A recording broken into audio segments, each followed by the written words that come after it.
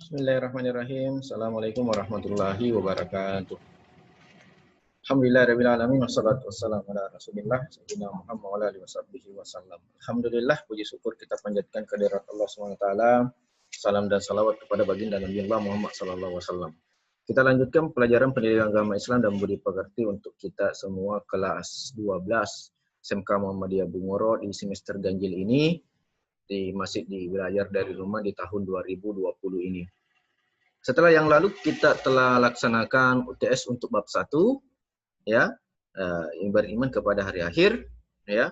Hari ini kita masuk rukun iman yang terakhir, qada dan qadar. Qada dan qadar. Apa itu qada dan qadar? Itu yang akan kita pelajari pada hari ini. Untuk bab 2 ini, ya. Untuk bab 2 ini kita ada 3 pokok bahasan, kurang lebih insyaallah pertemuan ada 5 barangkali, termasuk di dalamnya ada praktek, ya. Mudah-mudahan bisa kita praktek sedikit-sedikit karena masih belajar dari rumah ini. Jadi judulnya adalah meyakini qada dan qadar melahirkan semangat bekerja. Ini sebenarnya sudah kita pelajari di SMP ini. Sudah, mungkin juga di SD sudah ada sebagian besar gambaran kecilnya atau melalui dakwah-dakwah, ceramah-ceramah yang biasa kita sudah dengar. Nah, jadi ada 3 di sini. Yang pertama, dan untuk kita bahas hari ini, yaitu yang pertama menganalisis dan mengevaluasi makna beriman kepada qada dan qadar. Nanti insya Allah pertemuan berikutnya baru bagian B dan bagian C. Ya. Baik, kita langsung saja mulai bagian A dulu. Menganalisis dan mengevaluasi makna beriman kepada qada dan qadar. Bagi siswa yang barangkali tidak tahu apa itu qada dan qadar, atau sudah lupa, atau bagaimana ya, sudah samar-samar di kepala penjelasan dari gurunya yang lalu. Nah, hari ini kita ulang kembali apa itu qada dan qadar. Qada dan qadar dari segi ulama itu memberikan suatu kesimpulan, ada yang memberikan pendapat bahwa qada dan qadar itu satu kalimat. Qada dan qadar itu satu kalimat, ya, yang diberikan nama dengan ketentuan. Nah, namun hari ini kita akan analisis. Selanjutnya kita akan evaluasi apa itu qada, apa itu qadar dari segi bahasa, dari segi istilah, ya, dari segi beberapa pendapat. Yang pertama dari segi bahasa. Ya, qada dari segi bahasa yang merah ini dengan yang warna ungu ini kita bahas dulu. Qada dari segi bahasa artinya hukum, ketetapan, pemerintah, kehendak, pemberitahuan, dan penciptaan. Ini beberapa rumusan ya, Pak, dari segi bahasa. Pendapat juga ada di sini. Jadi saya ambil semua. Sedangkan qadar adalah kepastian, peraturan, dan ukuran. Sudah diukur, sudah diatur, sudah merupakan pasti. Hal yang sudah pasti. Nah, sedangkan qadar belum pasti. Itu yang bedanya dari segi bahasa. Sedangkan dari segi istilah keislaman kita, qada ini ya di bawah warna hijau, qada ini adalah ketetapan Allah Subhanahu wa taala sejak zaman azali dengan iradahnya. Sejak belum diciptakannya bumi, belum kita diciptakan, itu sudah ada ketetapan Allah untuk kita bahwa kita akan hidup di dunia ini, lahir dari orang tua ini, di kampung ini, di negara ini, kulitnya ini, jenis kelaminnya ini, mati di sini, rezekinya begini. Semuanya sudah diatur oleh Allah Subhanahu wa taala terhadap setiap makhluknya, bukan hanya manusia. Mau hewan, mau tumbuhan, mau jin, mau iblis, semuanya sudah ditetapkan oleh Allah Subhanahu wa taala. Ya, ini qadar. Sedangkan qadar dari segi Islam istilah yaitu perwujudan atau kenyataan ketetapan Allah terhadap semua makhluk ya dalam qadar ya dan dalam bentuk yang tertentu yang sesuai dengan apa yang diinginkan oleh Allah Subhanahu wa taala. Jadi kenapa kita diciptakan oleh manusia itu sudah ketentuannya Allah. Kita diciptakan, ada yang diciptakan menjadi hewan, itu sudah ketentuannya Allah. Sudah diciptakan jin, sudah diciptakan hewan, manusia, tumbuhan. Oh, ini berjenis laki-laki, berjenis perempuan.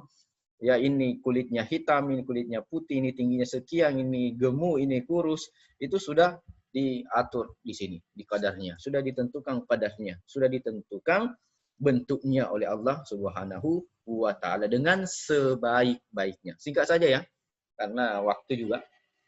Nah, sekarang yang seperti yang saya sampaikan tadi di awal bahwa qada dan qadar itu kata ulama adalah takdir. Takdir. Ya, takdir itu ada dua di sini yang kita bahas. Jadi yang pertama adalah takdir mu'allaq. Takdir mu'allaq. Yang kedua adalah takdir mubram.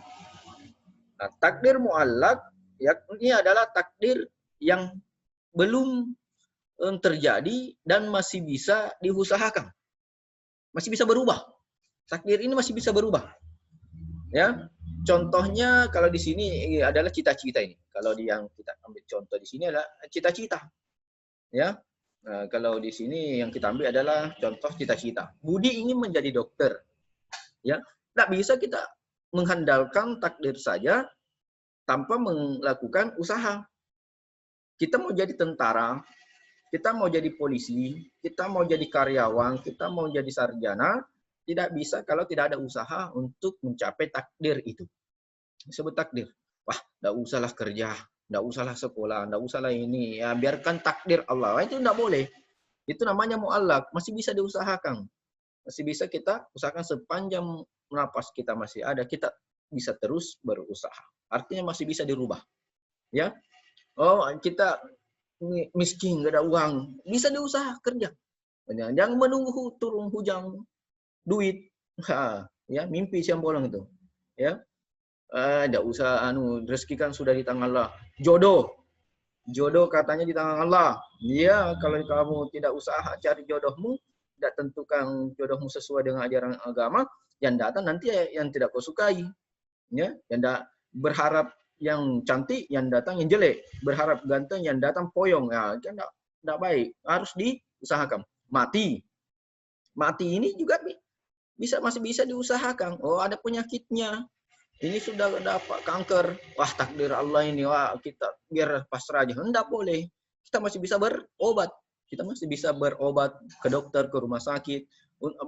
Dengan usaha ikhtiar kepada Allah, maka penyakit itu bisa sembuh. Nah, itu namanya mu'allaq. Takdir mu'allaq, takdir yang bisa diusahakan. Jangan mentah-mentah sudah dikasih penyakit, biar sakitku begini. Jangan. Tidak. Masih bisa diperjuangkan. Itu namanya takdir mu'allaq. Takdir yang diterima oleh manusia, namun masih bisa diusahakan atau diperjuangkan. Baik, yang kedua, yang terakhir yang kita bahas hari ini, yakni takdir mubram. Takdir yang tidak bisa dirubah lagi. Takdir yang sudah ditetapkan kadarnya oleh Allah, dan kita tidak boleh rubah, suka atau tidak suka, kita harus terima. Nah, ini contohnya nih. Contohnya kita lahir di Cina. Tidak, kita jadi orang Cina. Anda mau jadi orang Cina saya mau jadinya orang Eropa, putih-putih. Saya mau jadi orang Korea, ganteng-ganteng. Tidak bisa lahir di Indonesia. Oh, saya mau berkulit putih. Saya mau berkulit hitam. Ya, saya maunya di Jawa lahir. Ya, tidak mau jadi Bugis. Ya, itu macam-macam. Kita lahir laki-laki, mau jadi perempuan, tidak usah. Ya, gender lagi, rubah takdir Allah lagi, tidak usah. Kita lahir dari bapak si ini, si ibu ini. Tidak bisa, mamaku itu tidak mau. Saya maunya lahir dari orang kaya. Tidak bisa. Ya, saya mau orang tuaku tinggi supaya saya juga tinggi. Tidak bisa. Ya, orang tua itu yang sudah ditakdirkan oleh Allah Subhanahu wa Ta'ala. Kita berjenis kelamin, kita punya orang tua ini, kita lah di negara ini, di daerah ini, itu sudah takdir mubram dari Allah Subhanahu wa Ta'ala yang tidak bisa lagi kita rubah. Karena kenapa? Kita tidak bisa masuk lagi kembali. Itu telur yang sudah pecah, tidak bisa lagi kembali. Itu masuk, ya. So, itu adalah takdir mubram. Artinya takdir yang tidak dapat dirubah, tidak dapat diusahakan lagi. Karena sudah ditetapkan kadarnya, sudah ditetapkan ukurannya oleh Allah Subhanahu wa Ta'ala. Ya, demikian pertemuan hari ini. Mungkin terlalu cepat. Mohon maaf atas segala kekurangan. Billahi bisabil haq, fastabiqul khairat. Assalamualaikum warahmatullahi wabarakatuh.